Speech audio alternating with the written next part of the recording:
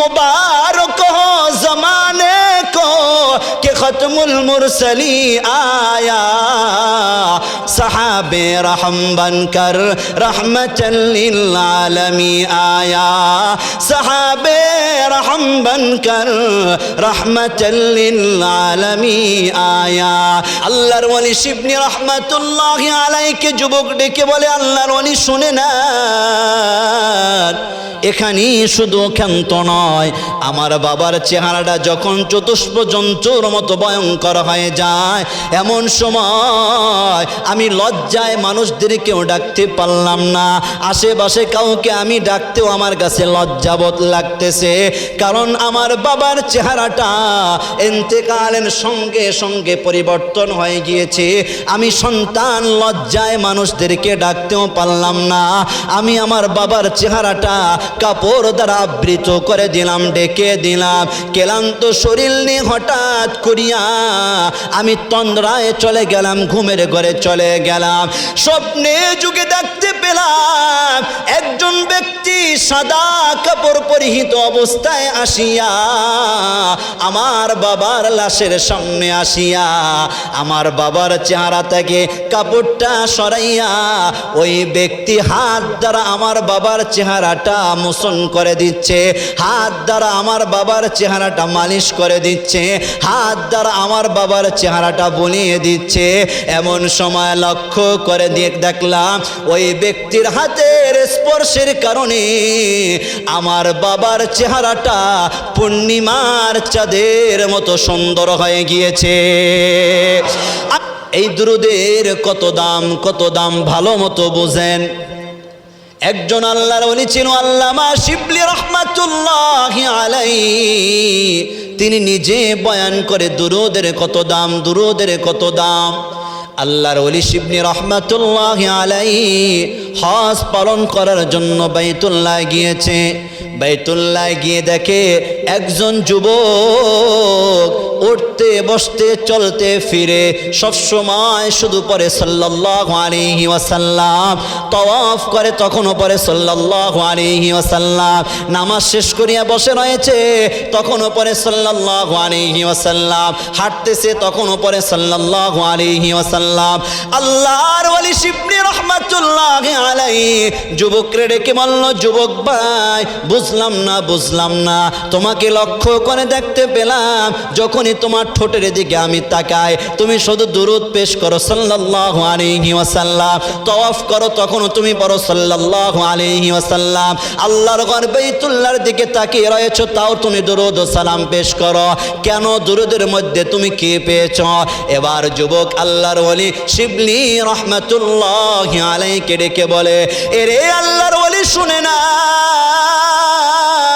কিছুদিন পূর্বে আমি আমার কলিজার টুকরা বাবাকে নিয়ে বাইতুল্লাহ হজ পালন করার জন্য এসেছিলাম।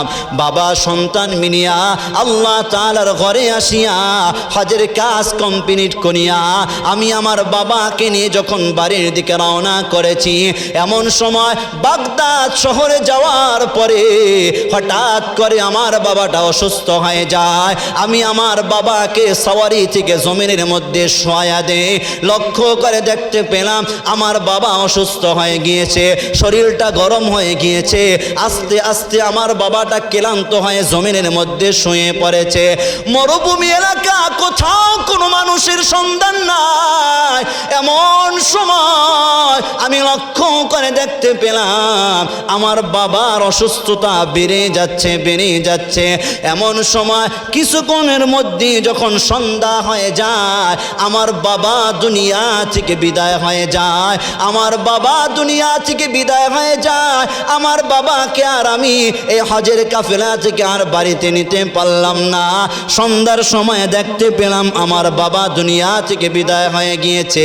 এখানে শুধু ক্ষান্ত নয়, বিদায় হওয়ার সঙ্গে সঙ্গে আমার বাবার চেহারাটা চতুষ্প জন্তুর মতো ভয়ঙ্কর হয়ে গিয়েছে। বলেন নাউজুবিল্লাহ।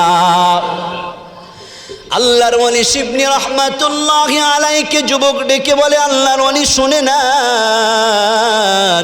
এখানেই শুধু ক্ষান্ত নয়, আমার বাবার চেহারাটা যখন চতুষ্প জন্তুর মতো ভয়ঙ্কর হয়ে যায়, এমন সময় আমি লজ্জায় মানুষদেরকেও ডাকতে পারলাম না, আশেপাশে কাউকে আমি ডাকতেও আমার কাছে লজ্জাবোধ লাগতেছে, কারণ আমার বাবার চেহারাটা ইন্তেকালের সঙ্গে সঙ্গে পরিবর্তন হয়ে গিয়েছে। আমি সন্তান লজ্জায় মানুষদেরকে ডাকতেও পারলাম না, আমি আমার বাবার চেহারাটা কাপড় দ্বারা আবৃত করে দিলাম, ডেকে দিলাম। ক্লান্ত শরীর নিয়ে হঠাৎ করিয়া আমি তন্দ্রায় চলে গেলাম, ঘুমের ঘরে চলে গেলাম। স্বপ্নে যুগে দেখতে পেলাম একজন ব্যক্তি সাদা কাপড় পরিহিত অবস্থায় আসিয়া আমার বাবার লাশের সামনে আসিয়া আমার বাবার চেহারা থেকে কাপড়টা সরাইয়া ওই ব্যক্তি হাত দ্বারা আমার বাবার চেহারাটা মোচন করে দিচ্ছে, হাত দ্বারা আমার বাবার চেহারাটা মালিশ করে দিচ্ছে, হাত দ্বারা আমার বাবার চেহারাটা বুলিয়ে দিচ্ছে। এমন সময় লক্ষ্য করে দেখলাম ওই ব্যক্তির হাতের স্পর্শের কারণে আমার বাবার চেহারাটা পূর্ণিমার চাঁদের মতো সুন্দর হয়ে গিয়েছে। আমি স্বপ্নে যুগে ওই ব্যক্তিকে ডেকে বললাম, হুজুর আপনি কে? আপনাকে তো আমি চিনলাম না, এত সুন্দর কাপড় পরিহিত অবস্থায় জুব্বা লাগাইয়া পাগড়ি মাথায় দিয়ে আমার বাবার সামনে আসিয়া আপনি হাজির হইলেন। আবার আমার বাবার ইন্তেকালের পরে চেহারাটা পরিবর্তন হয়ে গেল, আমার বাবার চেহারার মধ্যে আপনার হাত লাগানোর দ্বারা পূর্ণিমার চাঁদের মতো সুন্দর হয়ে গেল, আপনি কে আমি জানতে চাই।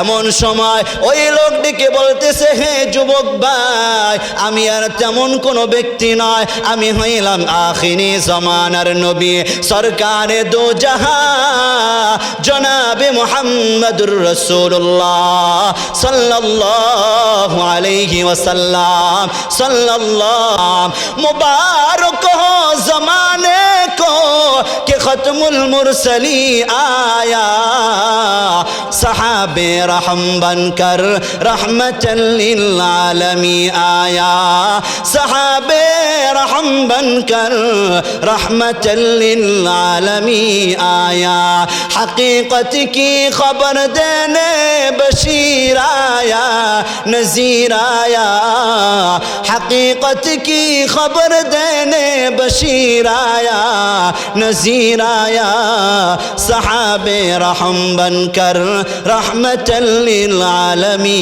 आया, सहाबे रहम बनकर रहमतल लिल आलमी आया।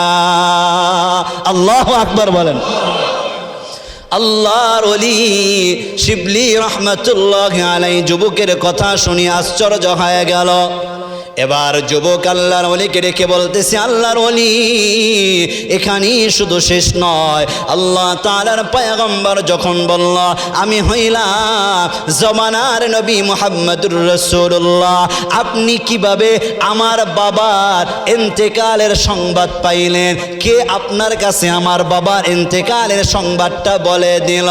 এমন সময় আল্লাহ তাআলার পয়গম্বর ডেকে বলে, যুবক ভাই শুনে না, প্রতিদিন সারা দিন রাতের দিনের বেলা আমার যত উম্মত যেই জায়গায় বসিয়া আমি মুহাম্মদুর রাসূলুল্লাহ সাল্লাল্লাহু আলাইহি ওয়াসাল্লামের জন্য দুরূদ ও সালাম পেশ করে, সারা দিনের দুরূদগুলো আমার উম্মতের লিস্ট অনুযায়ী আমি পয়গম্বরের কাছে একদল ফেরেশতা পৌঁছায়া দেয়। বলেন সুবহানাল্লাহ। আজকে সন্ধ্যার সময় যখন ফেরেশতারা আমার কাছে দুরূদের লিস্টগুলো পৌঁছায়া দিচ্ছিল, এমন সময় লক্ষ্য করে দেখতে পেলাম তোমার বাবার নামটা দেখা যায় না। তোমার বাবা হইল এমন ব্যক্তি অনেক গুনাহ হয়তো করেছে, কিন্তু তোমার বাবার একটা আমল ছিল, প্রতিদিন 300 বার আমি নবীর প্রতি দুরূদ ও সালাম পেশ করত। আল্লাহু আকবার।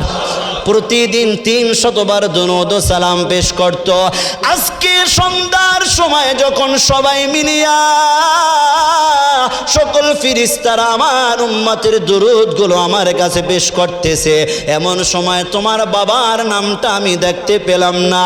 জিজ্ঞেস করলাম, ও ফেরেশতারা, আমার ওই আশিকের দুরূদ কোথায়, যে আশিক প্রতিদিন আমি পয়গম্বরের জন্য 300 বার দুরূদ ও সালাম পেশ করে? আমার ওই আশিকের লিস্টটা দেখা যায় না। ফেরেশতারা এবার ডেকে বলে, ও আল্লাহ তাআলার পয়গম্বর, আপনার ওই উম্মত আজকে দুনিয়া থেকে বিদায় হয়ে গিয়েছে। বিদায় হওয়ার পরে বড় বিপদের সম্মুখীন হয়েছে। আপনার ওই উম্মত ইন্তেকালের পরে তার চেহারাটা জন্তুর মতো হয়ে গিয়েছে। আল্লাহ তাআলার পয়গম্বর যুবককে ডেকে বলতেছি, যুবক ভাই, আমার যে উম্মত দুনিয়ায় জীবিত থাকা অবস্থায় আমি পয়গম্বরকে ভুলে নাই, আমি পয়গম্বরের প্রতি দুরূদ ও সালাম পেশ করেছে, আজকে ওই উম্মত ইন্তেকালের পরে চেহারা পরিবর্তন হয়ে গিয়েছে। আমি পয়গম্বর সহ্য করতে পারি নাই। আমার উম্মতকে দেখার জন্য আমি পয়গম্বর উম্মতের সামনে হাজির হয়েছি। मुबारक हो ज़माने को कि ख़त्मुल मुरसली आया, सहाबे रहम बनकर रहमतल लिल आलमी आया, सहाबे रहम बनकर रहमतल लिल आलमी आया। এ আমল করতে পারবো না? কঠিন আমল, কি বলেন? কঠিন আমল। বেশি বেশি দরুদ ও সালাম পেশ করা। ওই যে যুবক হজ করতে গিয়ে শুধু দরুদ পেশ করে, দরুদ পেশ করে। এবার যুবক আল্লাহর ওলি শিবলি রহমাতুল্লাহি আলাইহিকে ডেকে বললেন, আল্লাহর ওলি শুনে না, ওই যে আমার বাবার বাস্তব আমলের প্রমাণ আমি সচক্ষে দেখতে পেয়েছি। এই জন্য আমি মক্কায় আসিয়াও আল্লাহ তাআলার পয়গম্বরের জন্য দরুদ পেশ করি। বলেন সুবহানাল্লাহ। এই জন্য মুসলমান হাঁটতে চলতে সব সময় একবার নয়, 10 বার নয়, বারবার জবান দ্বারা শুধু পড়া সাল্লাল্লাহু আলাইহি ওয়াসাল্লাম, সাল্লাল্লাহু আলাইহি ওয়াসাল্লাম, সাল্লাল্লাহু আলাইহি ওয়াসাল্লাম, সাল্লাল্লাহু আলাইহি ওয়াসাল্লাম। এই আমল যে যত বেশি করবে, ফ্যামিলির মধ্যে যত সদস্যরা যত বেশি করবে, ওই ফ্যামিলিতে যিনি বরকত দিবেন জবান ছেড়ে বলেন তিনি কে?